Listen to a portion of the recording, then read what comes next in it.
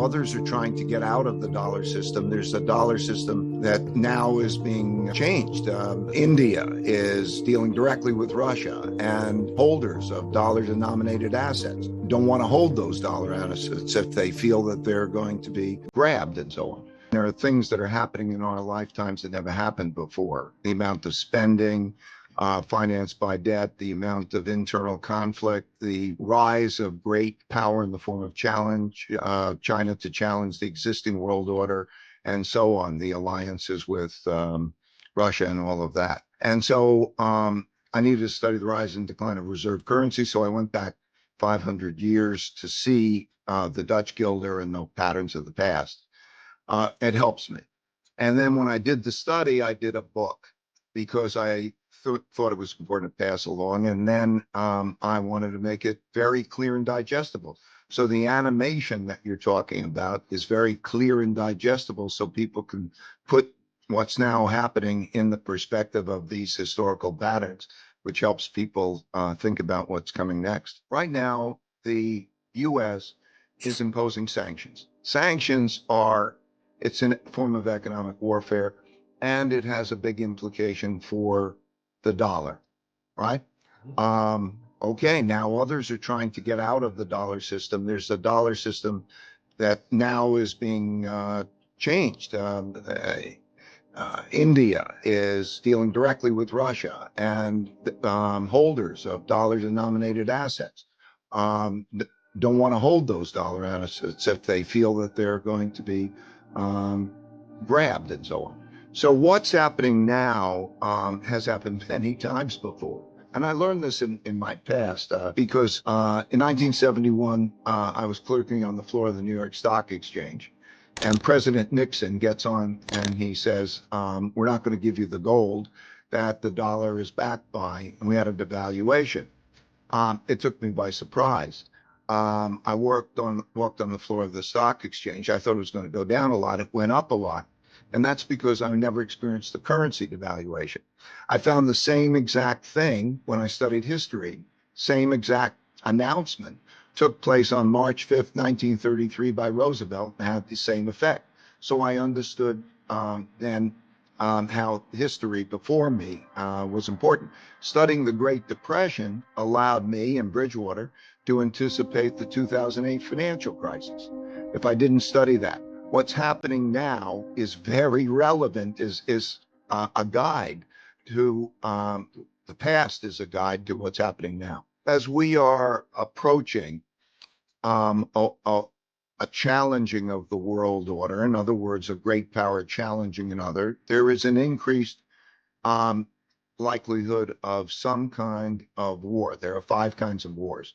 There's a trade war, a technology war, a geopolitical influence war, a capital war, which we're in the midst of, and then there's a military war. And those things drive countries to be self-sufficient and independent. And as a result, globalization diminishes and nationalism increases. How does it affect the markets? It affects the value of money, most fundamentally. Like what we're seeing now is that the value of money, when you run very large deficits and you have to spend a lot. You have to spend a lot on social programs. You have to spend a lot on defense. You have to spend a lot on environmental programs and so on.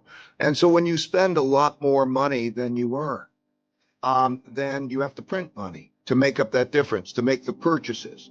And then that devalues money. And so it's like the examples I gave you of the 2 currency devaluations that you had before. 1971 led to the inflationary period of the 1970s.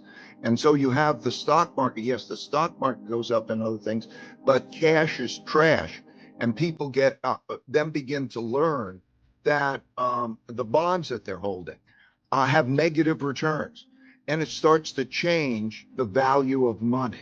The value of money, the value of dollars and so on. So money goes into other assets. It produces more of an inflation, and you start to enter a certain type of environment.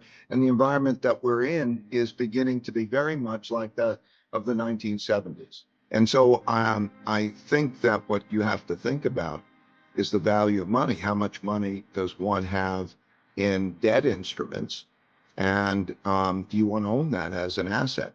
I think they're bad assets, and so and then how do you diversify? And the system also has to deal with what is money? What is money? Is the dollar going to remain the same sort of reserve currency? And then you see the development of alternative monies. We're seeing a variety. I think different types of money will compete with each other in the environment we're in. Some maybe it's crypto, maybe it's gold, maybe it's other things. Maybe the digital renminbi competes with the U.S. dollar. We're going to come into an environment because everybody thinks that think about how much money is being stored in debt instruments, those debt assets. Think about how poor those returns are. So that kind of a shift, I think, is very important. Can the dollar stay the world's reserve currency when we are running, when inflation is at this high current level and likely to remain this way for some time?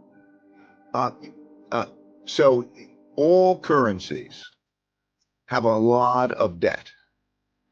And so when you look at one relative to the other, there will be a lot of printing. I mean, currency equals debt. And when you hold a currency, you're holding a debt instrument.